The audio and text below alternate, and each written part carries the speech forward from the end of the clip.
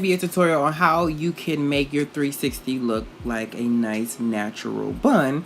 As you can see, I'm struggling to put on here. I'm not gonna cover really the hot glue gun method. There's a video for that, so I'll link that below. I'm not gonna really go over sewing neither.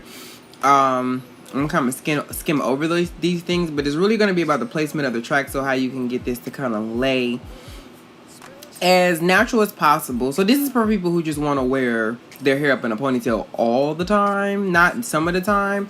So this is 4 bundles. I only used 3 and like a quarter of the last bundle.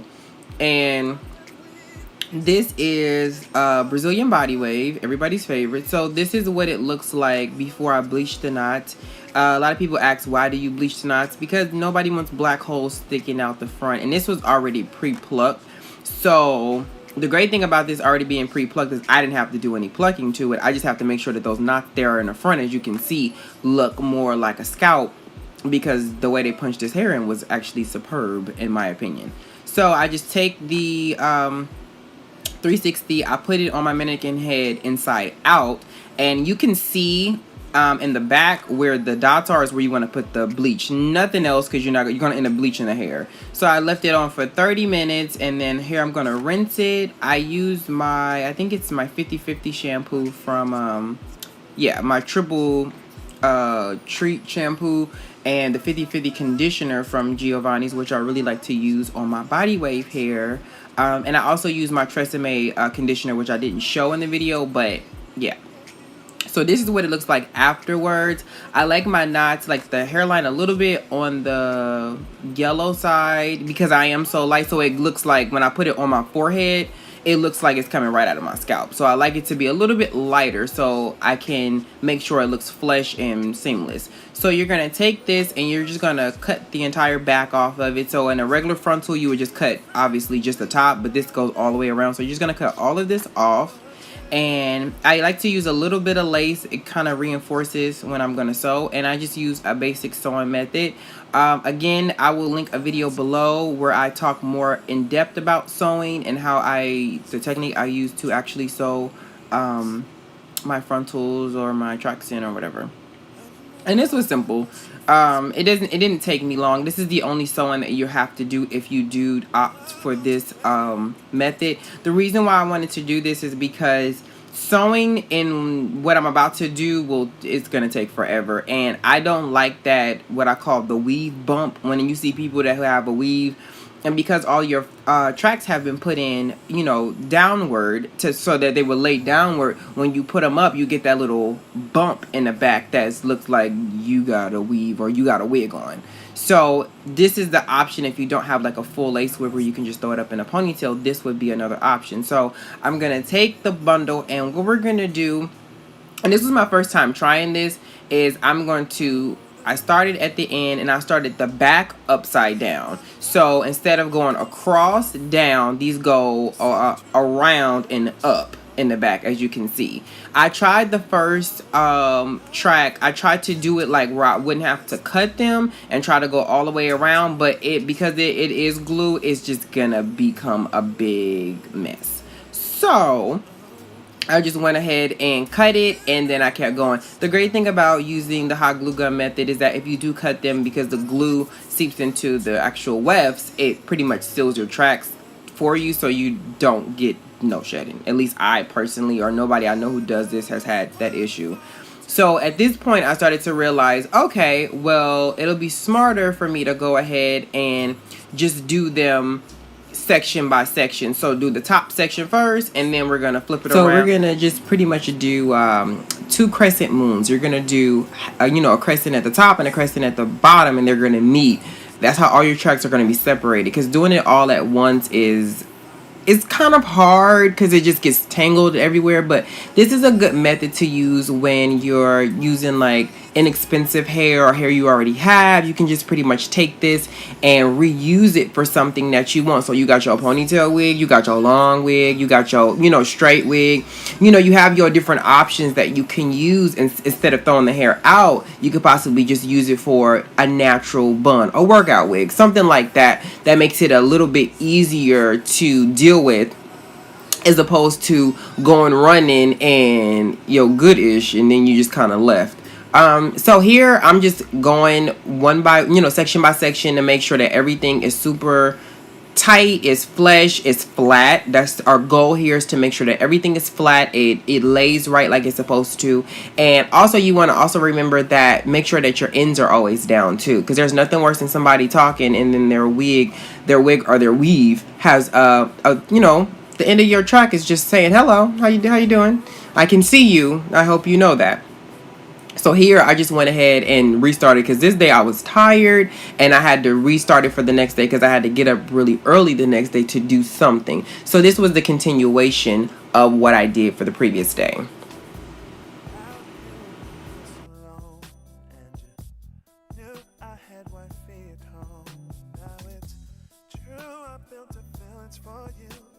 Are you a person who works somewhere where you have to wear a ponytail or you have to wear a bun and you don't like that weave bump look? This would be perfect. 360s are, to me, my favorites. I will take these over frontals any day. When I first was introduced to them, I was scared shitless because I didn't know exactly what they were, like what to do with them, but they are great. They give you much more of a natural look, and it's easier to in my opinion, to wear and put on.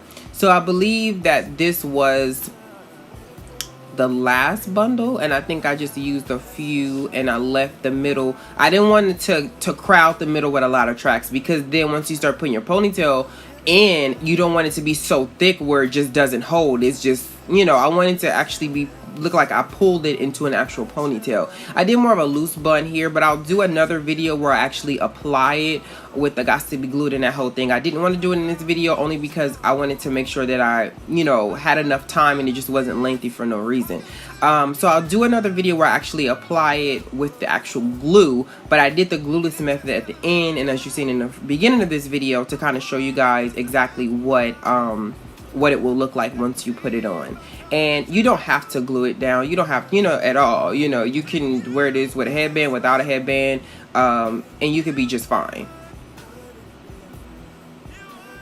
And as you can see, I'm going ahead and gluing it down in the front here. And this is really, I was like, okay, I think this is where I'm gonna probably end up stopping, because I don't want it to be super full. Wearing 4 bundles in a ponytail is not the same as wearing 4 bundles in a wrap. It's very different. So you got to be a little more on the mindful side when it comes to the amount of hair that you're willing to actually put into the unit, if you're trying to make it look as natural as possible. You know what I'm saying? Like, nobody's shit is gonna be that thick and it's actually theirs, especially in the ponytail area. Okay, so this is probably the last couple of tracks that I used. I think I did like one more at the top possibly, I don't remember, but this was it for the back. And just to close it up, and mind you, this style is meant to be in a ponytail. It's not necessarily meant for you to wear down. But the point of the 360 is to be able to do all of that with it. I just personally wanted to see what this would look like if I tried it, as opposed to the other way. Now what you could do is wear them like, because when the back ones that are going up, when you try to put your hair down, it's gonna look okay, but because it has texture to it, it's not straight, it doesn't look as bad. But if you touch it or you throw your head, it's gonna be like, why is your hair sticking up in the back like that? You look a little silly. But I personally like it, especially when I want to wear a bun. And because I wear wigs on and off, I don't need the security of wearing, my hair in 70 different, one wig in 70 different styles. I have like 70 different wigs for everything that I need. So, this is just a alternate option. You may have some old hair laying around. Maybe a frontal you use a few times and you just, you didn't really get the 360 the first time. You can, redo it and try this to see if it works a little bit better for you. So here, I believe this was the last one, or second to last, that I wanted to do. So this one was the one to cover up, and I made it a little bit more spacious here as opposed to putting it right up under the other ones. And then I just put this one straight across because I wanted to leave some space. And now this one I wasn't gonna put, but just to be on the safe side so there's no gaps, this was actually the last bundle, and I only used this little piece, and I have the rest of that entire bundle left. And this hair was really extremely full when all was said and done. but it still looked natural. It still had a natural look to it. So I went ahead and glued that one down, and then once that was done, I was done. I cut the little, little piece at the end, and I peeled off camera any extra glue that I had. And here I just took all of the pins and the clips and all of that good stuff out. And you see the little bit of glue that I do have still in here, it comes right on out. I didn't show this part because I thought I was recording and I wasn't, but I just put it in a ponytail, and then you just like peel all the lace upward, and then with the extra cap that you folded down in the beginning, you just cut it out, and then you'll be left with that all in the back, and then you have your entire wig. So just cut all just because it's a circle, so pull the lace, up towards the hair, and whatever's hanging out, cut off. So here, I just wanted to show you guys, I pinned it down to show you, well, I wanted to put the bun in it. So, the hairline is popping. And, again, it came like this. I just had to go ahead and bleach it. For those who are new to this, use 20 developer. Do not use, I use 40 personally.